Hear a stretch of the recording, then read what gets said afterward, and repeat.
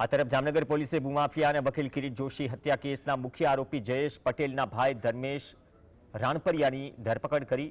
Mayu township વિસ્તારમાં land ગ્રેબિંગના કેસમાં તેમની વિરુદ્ધ નવી ફરિયાદ નોંધાઈ હતી. ધર્મેશે રંજીત સાગર રોડ પર આવેલી એક સોસાયટીના કોમન પ્લોટમાં ગેરકાયદે દબાણ કરી 5 કરોડથી વધુની કિંમતની જમીન પચાવી પાડી હતી.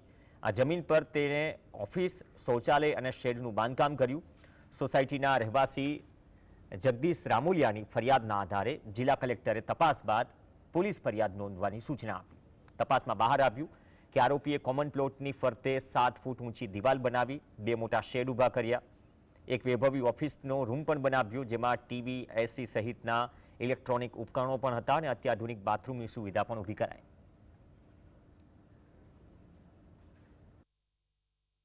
કોમન પ્લોટને પોતાના અંગત ઉપયોગ માટે આના અંદર સંડાસ, બાથરૂમ અને આને અંદર ટીન શેડ બનાવીને ઊભો કરીને અને પોતાના અંગત ઉપયોગ માટે આને યુઝ કરે છે. તો જે ગુનો છે સોસાયટી તરફથી અને જે ધર્મેશ મૂલજીભાઈ રાણપરિયા છે આના ઉપર ગુનો દાખલ અત્યારે કરાવ્યો છે અને આરોપી જે છે આ પોલીસની કસ્ટડીમાં છે અને આગળની પૂછપરછ આથી ચાલુ છે.